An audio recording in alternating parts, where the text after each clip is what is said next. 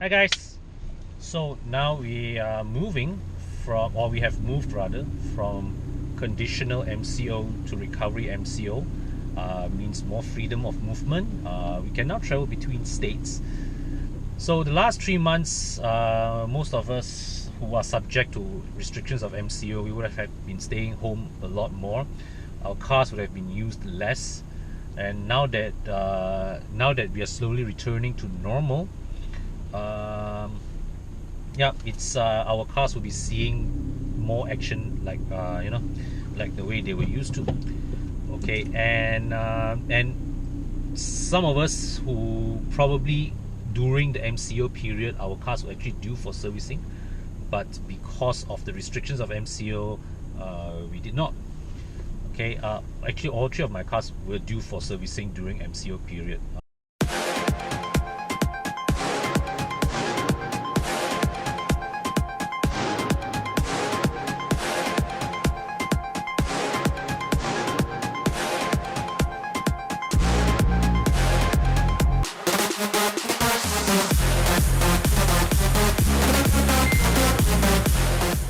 S-Max, the S-Max was serviced a couple of weeks back.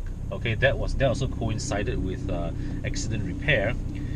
All right, the E39 and Waja also were both due for servicing, but I didn't rush it because one, I have clocked rather low mileage on both cars since their last service anyways, so I didn't, so I'm not rushing it. But at the same time, it is also crucial that because these cars have been sitting, have not been moving much during this period, it is also essential to send them in, fully check stem to stern, see if the fluids are still in good condition, see if all the hoses are still in good condition.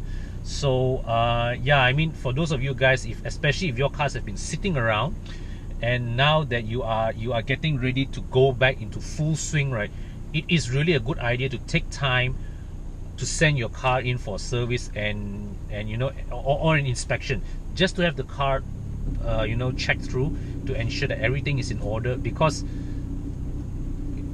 right, the funny thing about cars are this, when you move, when your car is regularly moving, it accumulates wear and tear. But when it sits down, not moving, the battery is being slowly drained. In some cases, the fluids become stale. The hoses harden, the rubber parts harden. So that in also is another another set of headache. So don't think that just because your car hasn't been moving this period, right, you don't have that, nothing will go wrong with the car. It still might. So you might want to check it. And especially if your car has really been stationary, right, you also got to watch out. Maybe rats have made have made nests in your car. You don't want that. Okay, they may bite your wiring and all. So I'm taking the Waja in for servicing after this. Okay, going to put in some of these cam loop 10W30. So yeah, it's a good oil. I've been using this. I've used this oil for I've done 2 oil changes on the E39 with this. First time putting this in my Waja. Quite eager to try out how this oil will behave in my car. And if you guys are interested, it's a very good oil. I'm flashing the number, the phone number on the screen for you to call. Okay, give them a call. All right. Say you got to know them through my video and ask and the boss meets. My last service. Last service was what, November 21st, 2019, more than 6 months ago. That time my mileage was 184,000 kilometers. Right now, I'm just closing to 186,000 kilometers. So very, very low mileage accrued. I think the E39 also has clocked about maybe 3,000 or 4,000 kilometers since then.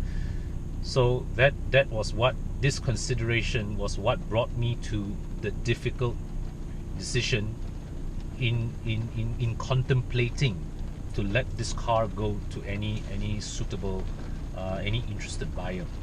Yeah, but of course there are things that still needs to be fixed, Yeah, so right now I'm sending the car into the service center, get the oil changed, and see what else needs to be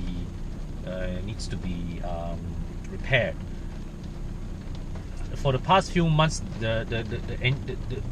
there's been some weird noise. There's been some noise. So the source of that noise, right? Initially, it was only when I load up the clutch, right?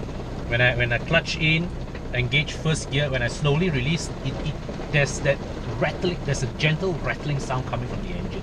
But now, the rattling sound has become more and more intense, more and more regular. So I think it's time for me to address that, fix that problem once and for all. So that's one thing. I'm also due probably for some other few other fluid changes as well. I haven't looked through my records yet, but I'll look through it later. And I also recently, a few weeks before MCO, I just repaired the air conditioning, right? Changed some parts there. So aircon is now nice, perfectly cold. So here's the mileage as I arrive at the service center, and so there's this sound here that is occasionally there and not, which the foreman immediately recognized it as a tensioner bearing failing. So well, the sound's not there anymore right now, but we're gonna have that changed.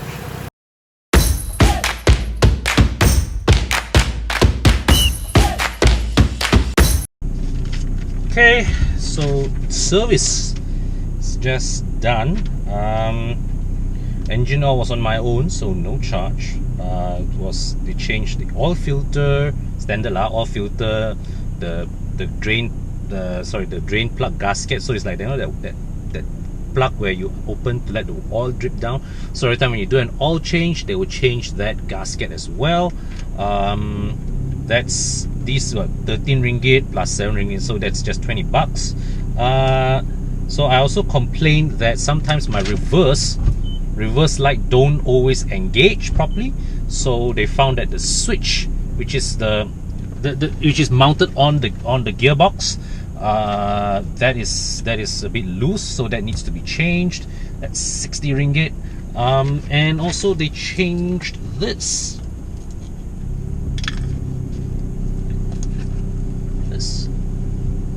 This is a bush, clutch pedal on the clutch pedal. It's 15 ringgit, so they changed that for me. They also took the initiative to change the front fog lamp box, so now both my fog lamps are working again. That's 25 ringgit, 15 ringgit, 25 ringgit. The real expensive part here is the tensioner bearing itself. That's 380 ringgit, and on top of that is 66 ringgit of labor. So including tax and all, this service costs 565 ringgit. But because I'm a loyal customer at this place, I got a 50 ringgit discount. So total bill paid 515 ringgit. Yep. But thankfully nothing else major. I told them to check the rest of my car. Nothing else needs replacing. So mechanically, this car is sorted out. What's left next really would be to fix a couple of fix the cosmetics really. One is the paint job. The paint job is in absolute need of refresh, and I'm also not satisfied with steering wheel. Steering wheel has severely worn, so I think I'm going to need to take this out and have the rim refurbished. So I have this refurbished. Maybe even the handbrake lever, the trim is also coming out, so I'm going to have that sorted out. And yeah, then maybe after that, this car might be ready to meet a new owner. So how does the car now feels to drive? Well, the annoying rattling of the tensioner bearing is gone, and previously, actually, the clutch pedal action also feels smoother. Previously, sometimes when I step on the clutch, I do hear a bit of a creaking sound. So they changed that bearing, that clicking sound is gone. The engine also seems to have a more. The engine actually feels nicer. I can't explain it right now. I don't have the right choice of words in my mind, but it feels nicer. Wow, you know, the thing is that, right, previously when I put the cam loop oil in my E39, I didn't feel that big a difference, but in this one I'm feeling a noticeable difference. Hey, this is good. I mean, the car really feels good right now.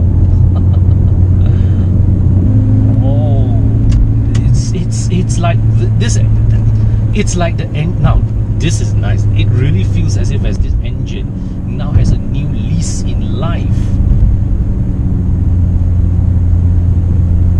It's suddenly like the car just lost 2 years of its age.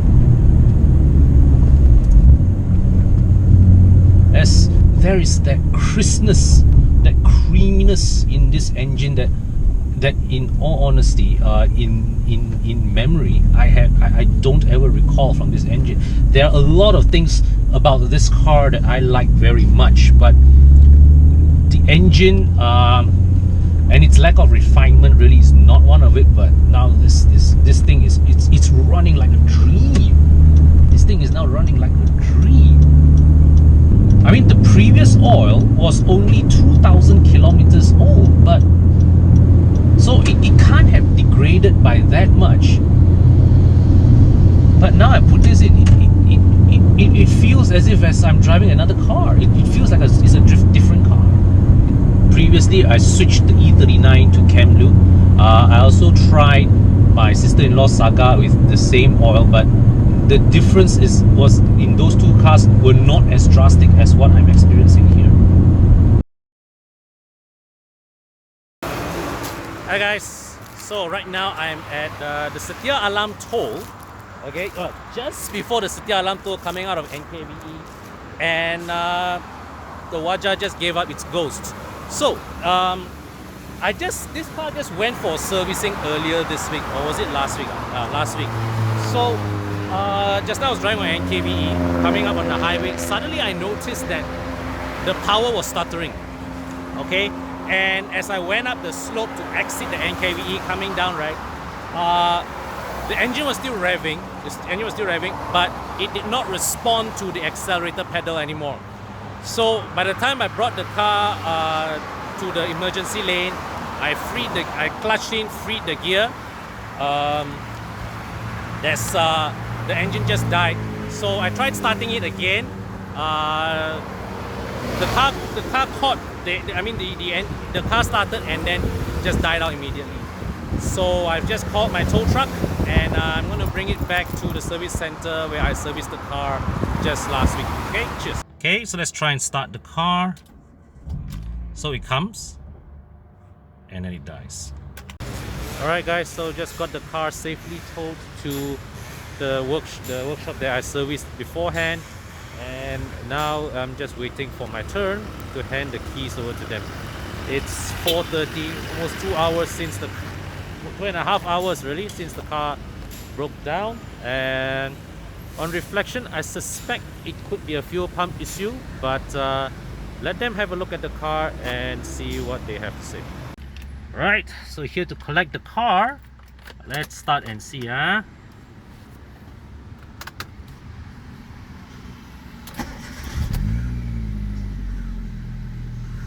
And it's running.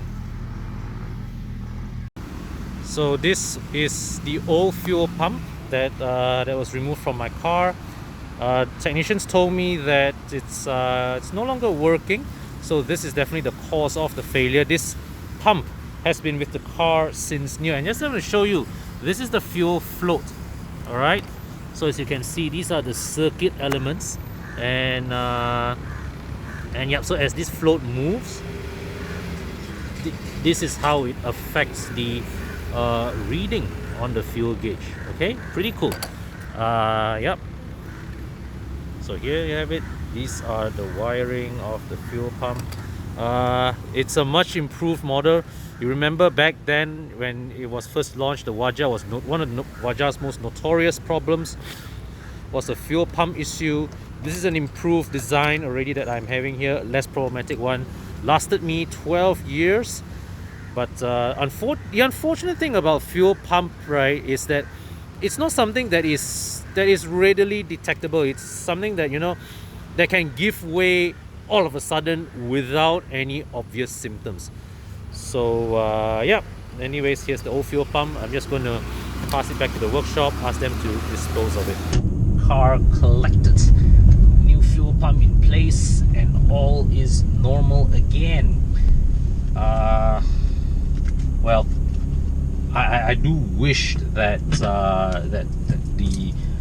the fuel pump failure, I do wish that, you know, it was something that we could have anticipated during my previous service. If I knew that the fuel pump was this close to failing, I would have requested it to have been changed during my last service. But you know, sometimes some of these things they give way without you expecting it. Okay, so yeah, and in any case, although the Waja was once upon a time notorious for fuel pump failures, the one that is in use in my car is actually supposed to be the improved model. So yeah, it was something that I didn't anticipate, and got caught with my pants down a bit. But well, good thing is that problem is solved, and this car now has one major maintenance item that's been taken care of, and will not likely trouble it for a good many years to come. Okay, so yeah, so overall, right now, as I drive this car right now, it's running beautifully, everything's running smoothly. Yeah, I don't feel any difference between now compared to what it was moments just before the fuel pump died. So yeah, it's one of those things really that the fuel pump is really one of those things that fail without notice. Okay, so yeah, guys, just to reiterate the message, it's the end. We are going from from CMCO to RMCO. You know, more freedom of movements, you know, more mileages to be clocked on our cars. So if you guys, your cars have not been seeing much usage during the MCO period, it's especially a good idea to have the car thoroughly checked, inspected, serviced before you return your vehicle to full operating capacity. Okay, and once again, shout out to Camlube, okay, for sponsoring the oil for this change. I must say, I must repeat that this amongst all the cars that I have, this time around, I really am feeling the biggest difference in terms of the engine's behavior before and after the oil change. So yeah, it's an oil that I highly recommend to anybody. Okay, and if you are interested to get yourselves you know, get yourselves the oil, okay, they have a wide range of oils, all right, of various grades. So give this number a call, okay, and inquire about the pricing of the oils. And yeah, tell the boss that you got that number from my video, and maybe he will give you a special price. Okay. And now I am on my way to check on the E39, which is also undergoing its post-MCO service, but that is for another video. Okay, stay tuned.